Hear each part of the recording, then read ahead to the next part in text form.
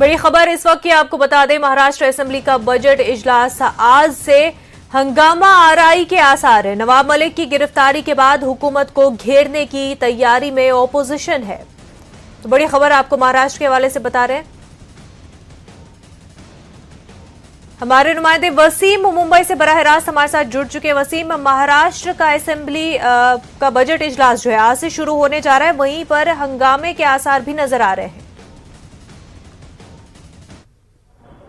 जी जरूर, जिस तरह से देखा गया कि महाराष्ट्र विधानसभा सत्र के जो बजट का है अधिवेशन आज से शुरुआत हो रही है, लेकिन ये हंगामे भरे होने की बड़ी आशंका जताई जा रही है। इसकी एक वजह यह है कि पिछले कुछ दिनों में जिस तरह से बीजेपी ने महाराष्ट्र सरकार को घेरने की कोशिश की है, खास करके भ्रष्टाचार के मामले में जो मंत्रियों का इन्वॉल्वमेंट है उसे लेकर, ये जो काफ़ी बेहतर तरीके से एक रणनीति की तैयारियाँ यहाँ पे साफ तौर पर विपक्ष की दिखाई दे रही है। अपोजिशन इसके लेकर काफ़ी तैयारियाँ कर चुका है। उनका साफ तौर पर यह कहना है कि जब तक मंत्री नवाब मलिक जो पिछले कुछ दिनों से ईडी की कस्टडी में है और उन पर जो मामला चल रहा है, ऐसे में उनका इस्तीफा नहीं लिया गया। इसे लेकर अपोजिशन काफ़ी उनके जो तेवर हैं काफ़ी आक्रामक नजर आ रहे हैं। उनका साफ तौर पे यही कहना है कि जब तक उनका इस्तीफा नहीं होगा हम सदन की कार्रवाई नहीं चलने देंगे। पहला दिन है, 11 बजे सदन की शुरुआत होगी, तो ये शुरुआत से ही ये अंदाज़ा लगाया जा रहा है कि मंत्री के इस्तीफे के बाद ही आगे की रणनीति बीजेपी तय करेगी। कई ऐसे और भी नाम हैं जो भ्रष्टाचार के मुद्दे हैं सामने रख सकती है। साथ ही जो रिजर्वेशन के मामले, खासकर मराठा आरक्षण और ओबीसी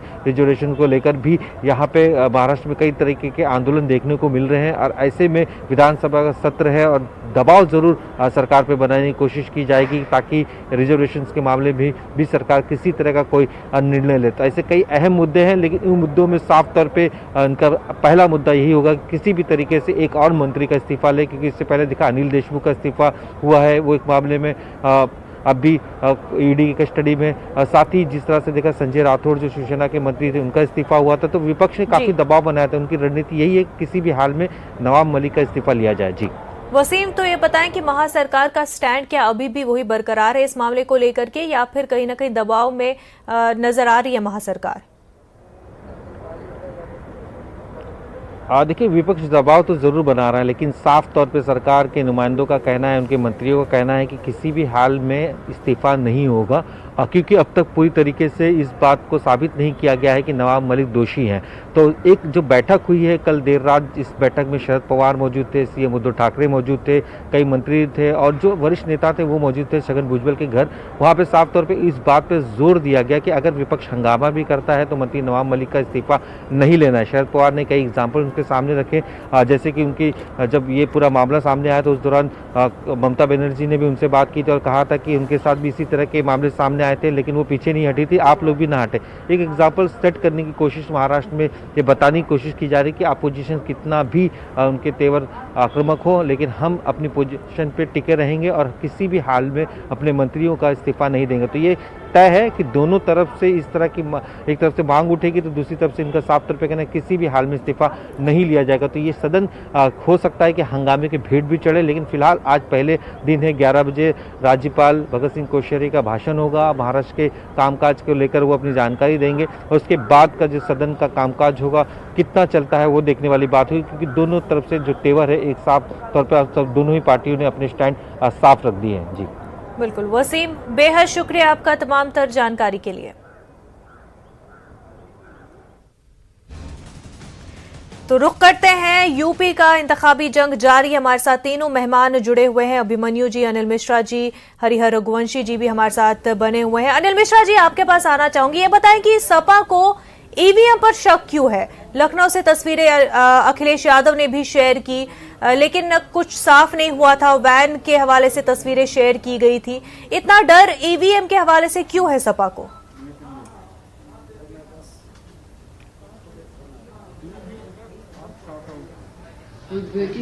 अनिल मिश्रा जी, अनिल मिश्रा जी से हमारी आवाज उन तक शायद पहुंच नहीं पा रही है, उनसे राब्ता बनाने की कोशिश जारी है। रघुवंशी जी, आपसे जानना चाहेंगे कि सपा जो है लगातार ईवीएम के हवाले से सवाल खड़े कर रही है और सुरक्षा को लेकर के भी बार बार मुद्दे उठाए जा रहे हैं। अखिलेश यादव भी जो है इस हवाले से ट्वीट करते हैं। क्यों ऐसा है कि ईवीएम पर लगातार सपा सवाल उठा रही है?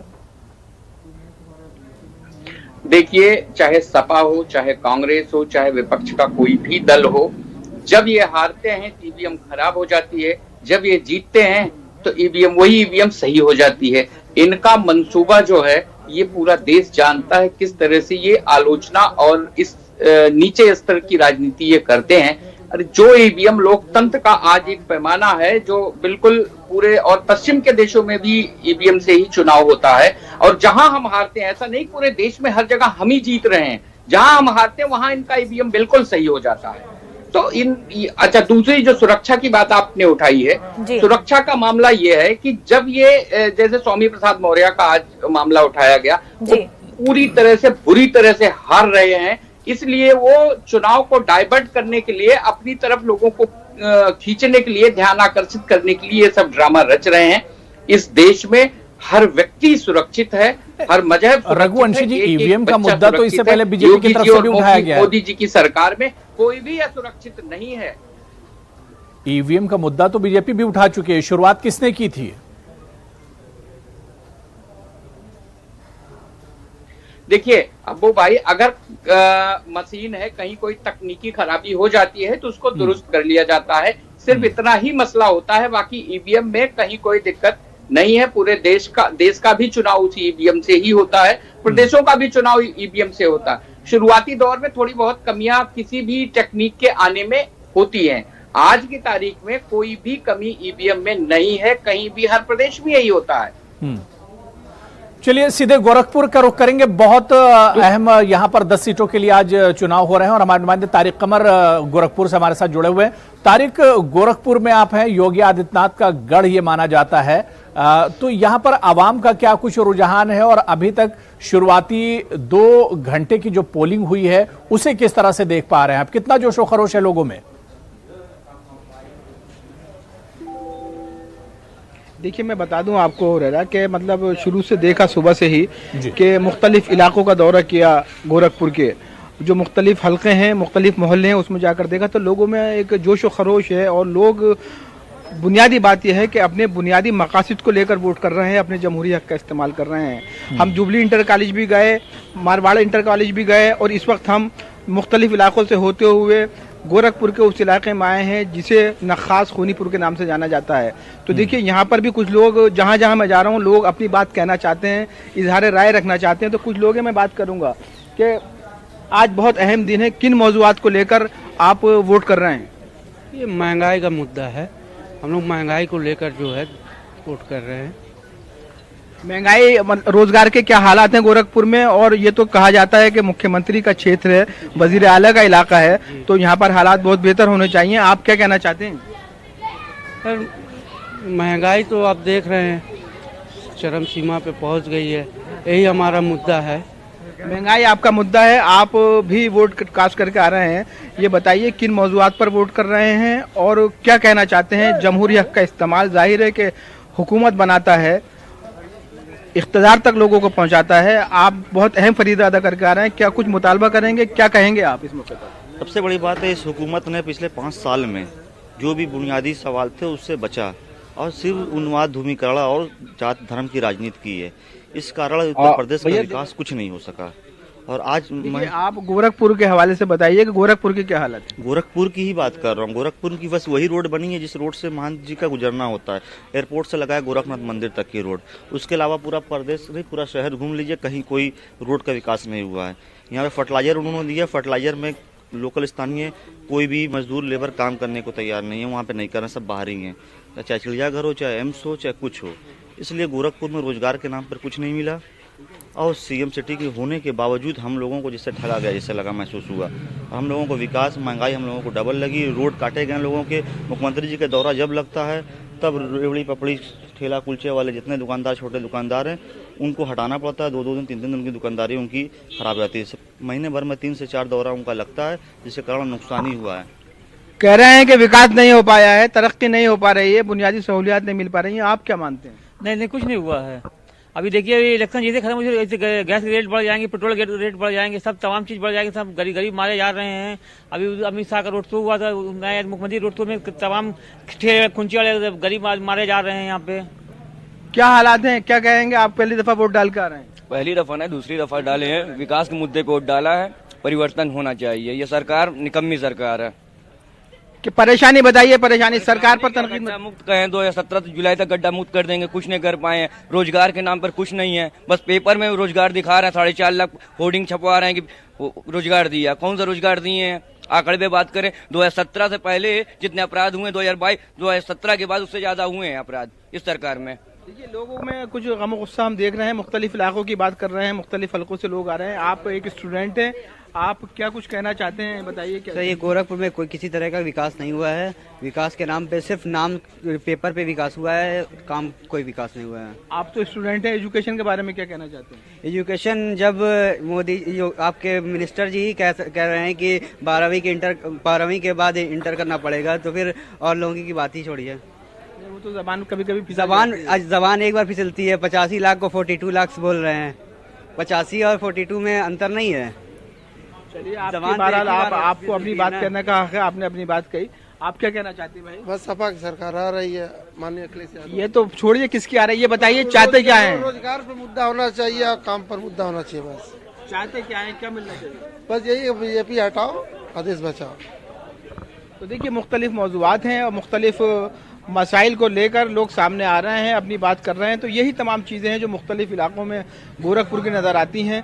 और देखिए, ये भी नहीं है कि मतलब एक तरफा बात हो, तो ये भी कहा लोगों ने कि नहीं हम मुतमईन हैं, हम जो विकास हुआ उससे कहीं किसी न किसी हद तक वो मुतमईन भी नज़र आए। लेकिन बड़ी तादाद जो है, ख़ास तौर से उस तबके की तादाद जो गुर्बत ज़दा है या मतलब जिसके पास वसाइल बहुत महदूद हैं, उनको बहुत शिकायतें हैं। और इन लोगों का मानना यही है कि हालात अगर बेहतर नहीं हुए तो आने वाला वक्त मज़ीद ख़राब हो जाएगा।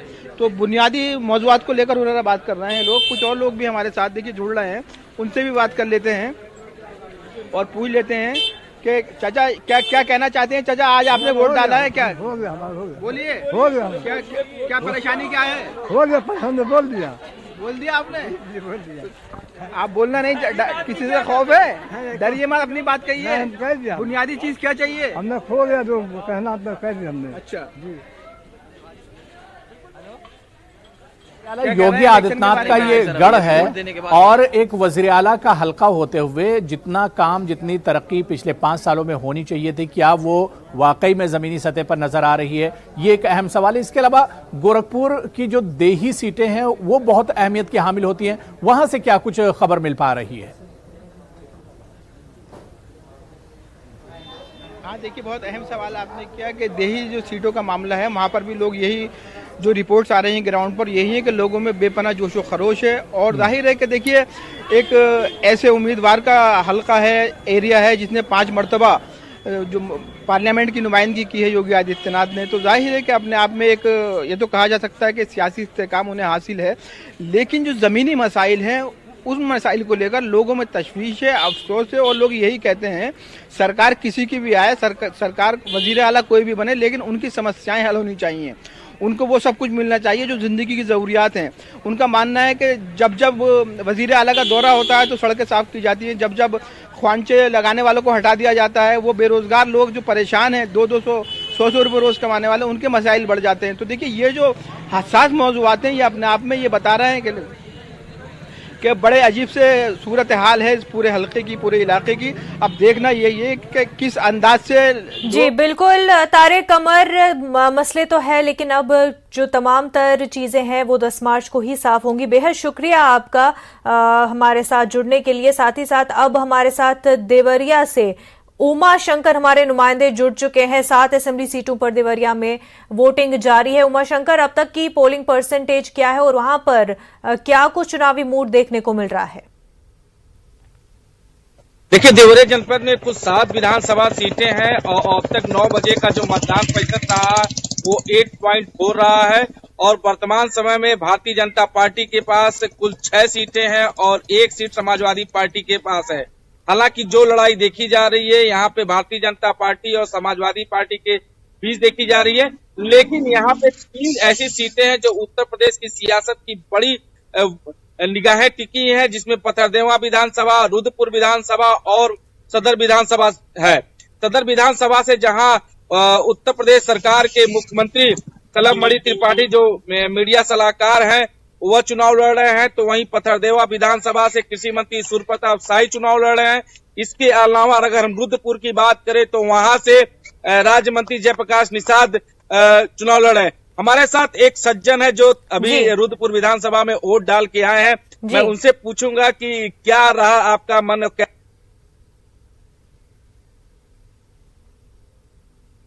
डालने गए थे, उसके बाद आके जलपान किए हैं। हमने विकास के मुद्दे पर वोट दिया है। हम मन बना के आए थे कि हम ऐसा मुख्यमंत्री चुनेंगे जो देश हित की बात करे और राष्ट्र हित की बात करे, जो युवाओं को रोजगार दे, बेरोजगारी हटाए और हमारे शहर देवरिया को भी साफ सुथरा रखे, विकास करे। देखिए, ये हमारे साथ एक सज्जन थे जो जिन्होंने साफ तौर से कहा कि हम विकास का मुद्दा ही लेंगे जी और विकास ही होना चाहिए। बता दें कि रुद्रपुर से जयप्रकाश निषाद मैदान में है, उनके हवाले से बताएं कि लोगों में कैसा असर देखने को मिल रहा है। क्या कुछ जो कास्ट के हवाले से लेकर के कैंडिडेट को टिकट दी गई है उसका असर लोगों में देखने को मिल रहा है? देखिए, जो मैं इस समय जो हूँ रुद्रपुर विधानसभा क्षेत्र में हूँ। अभी कुछ देर पहले जो यहाँ पे जयप्रकाश निषाद मंत्री हैं, उनके साथ हमारी बात हुई है। उन्होंने कहा है कि वो राष्ट्र हित और अपने क्षेत्र में जो विकास कराए हैं उन मुद्दों को लेके जनता के बीच में गए हैं और वोट मांगे हैं। और सबसे बड़ी बात है कि यहाँ पे समाजवादी पार्टी ने रामभुआल निषाद, जो समाजवादी पार्टी की सरकार में मंत्री रहे हैं, उनको वोट दिया है। चूंकि ये जो इलाका है वह निषाद बाहुल्य इलाका है। तो और जो दूसरी बात यह है कि यहाँ पे जो बाढ़ की समस्या बहुत आती है। इसके अलावा जो है कांग्रेस से अखिलेश प्रताप सिंह यहाँ पे चुनाव लड़ रहे हैं। हमारे साथ एक और युवा आ चुके हैं जो अपने मताधिकार का प्रयोग करके आए। आप ये बताइए, किस मुद्दे पे आप वोट यहाँ पे डाल के आए, बताइए। जैसे हमारा मुद्दा जो था वहाँ बेरोजगारी था, लेकिन हमने यहाँ पे योगी और मोदी को देखकर वोट किया है, क्योंकि देश हित में मोदी जरूरी है और प्रदेश हित में योगी जरूरी है। क्योंकि आज अगर हम यूक्रेन की हालात पे देखें तो एक मजबूत नेतृत्व हमारे बिल्कुल। देवरिया से हमारे साथ उमा शंकर बने हुए थे। तो कई मुद्दे हैं लोगों के और मिक्स्ड मुद्दे यहाँ पर लोगों के रिएक्शंस देखने को मिल रहे हैं। उमा शंकर, बेहद शुक्रिया आपका। तारिक कुछ कहना चाह रहे हैं? जी तारिक।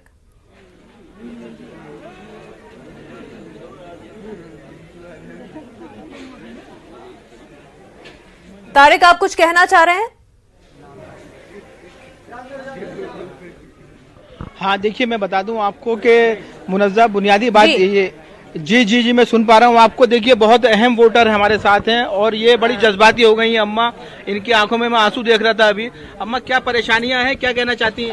हम चाहते हैं दूसरी सरकार आ जाए, हर परेशानी दूर हो जाए। अम्मा, परेशानी क्या है, क्यों रो रही हैं आप? महंगाई इतनी ज्यादा है, इतनी महंगाई की लगे कुछ कमा नहीं पाता है। लड़के कमा नहीं पा रहे हैं, घर नहीं चल पा रहा है ठीक से? नहीं। तो आप देखिए मुनज़्ज़ा, देखिए उरेरा, ये दिखाइए लोगों को कि लोग रो रहे हैं तारो कतार। ये अम्मा आई हैं और इस उम्र में इनकी हालत ये है कि वो कहती है कि जितने बच्चे हैं सब बेरोजगार हैं, वो कमा नहीं पा रहे हैं, रोजगार की हालत ये है। तो अम्मा क्या मांग करना चाहती हैं? बस मेहनत चाहते हैं कि मेहनत करा हम पावे, मेहनत का सिला मिलना चाहिए। अनिल मिश्रा जी, देखिए योगी जी के गढ़ में ये सूरत हाल है जहां पर आपने बूढ़ी अम्मा को सुना। ये बुजुर्ग जिस तरह से रोजगार को लेकर परेशान है, महंगाई को लेकर परेशान है। अनिल मिश्रा जी,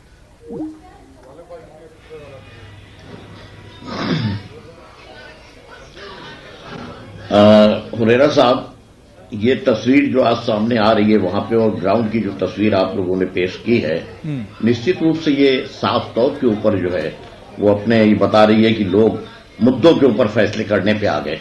और जहां पे चीफ मिनिस्टर के अपने जो है वो जिले में और जहां उनके उससे जो है पूरे के पूरे बेल्ट में जो है प्रभाव पड़ना चाहिए था, ये पहले पैवेलियन में बैठ करके जो है वो अपने मैच देखा करते थे।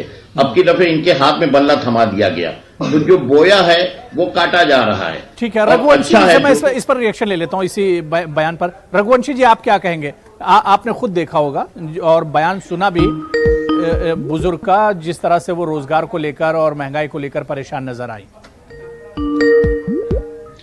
हुरेरा भाई, जिस तरह से योगी जी के क्षेत्र की बात है, वहां पे पहली बार एक खाद का कारखाना लग रहा है, पहली बार एम्स जा रहा है। लोग दूर दूर से दिल्ली तक आते थे इलाज करने के लिए।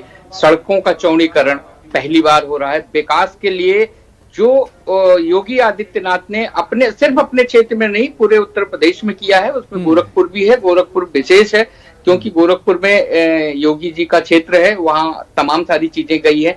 हाँ, कोई तो फिर रघुवंशी जी बुजुर्ग अम्मा को क्या कहेंगे जो व्हील चेयर पर आकर इस तरह से रो रही हैं, बेबस नजर आ रही हैं कि किसी भी बच्चे के पास नौकरी नहीं है, रोजगार नहीं है, इनको क्या कहेंगे? बन रहा है तो वहाँ लोगों को सुविधाएं हेल्थ की नहीं मिल रही है। कुछ लोग हो सकते हैं जिनकी अपनी नाराजगी हो सकती, किसी का कोई व्यक्तिगत कारण हो सकता, कोई पार्टी का कारण हो सकता, उस पर हम नहीं जाएंगे। लेकिन आज उत्तर प्रदेश में और खास तौर से योगी जी के क्षेत्र में कोई भी सीट हम विपक्ष को देने वाले नहीं है। सारी की सारी सीटें भारतीय जनता पार्टी के खाते में आ रही हैं। लोगों की जमानतें भी नहीं बचने वाली हैं गोरखपुर में। आप देख लीजिएगा 10 मार्च तक कोई कुछ भी अपना कहता रहे, अपने मंसूबे बनाता रहे। अभिमन्यु जी, जो तस्वीर हमने आपको दिखाई, जो बयान आपने सुना, उस पर आपका रिएक्शन? देखिए, आज की बात नहीं है कि सिर्फ आज वोटिंग में कुछ अलग एंटी इनकम्बेंसी हो। पहले चरण से एंटी इनकम्बेंसी सरकार के खिलाफ है और इनके साथ डबल एंटी इनकम्बेंसी है, राज्य सरकार की भी और केंद्र सरकार की भी। जिस तरह से इनकी सरकार ने तानाशाही पिछले 5 साल में दिखाई है उत्तर प्रदेश में, लोगों ने देखा किस तरह कोरोना काल में गंगा में लाशें बहती हुई देखी, किस तरह ऑक्सीजन के सिलेंडर पे भी कालाबाजारी देखी कि 1-1 लाख के बिके, किस तरह से 5 रुपए की दवाई के पत्ता 2500 रुपए तक में इन लोगों ने बेचा, वो सब लोगों ने देखा। और साथ में ही मोदी जी ने आकर कहा आपदा में अवसर, और उसी दौरान 100 रुपए का सरसों का तेल 200 रुपए का हो गया, महंगाई बढ़ गई और दूसरी तो रोजगार घट गए। इनकी सरकार में तो हुआ, सवाल तो इनसे ही बनता है। और आज ये हार रहे हैं तो इसलिए 80 बनाम 20, कभी कब्रिस्तान, कभी अली बाहुबली बजरंग बली। चलिए ठीक है,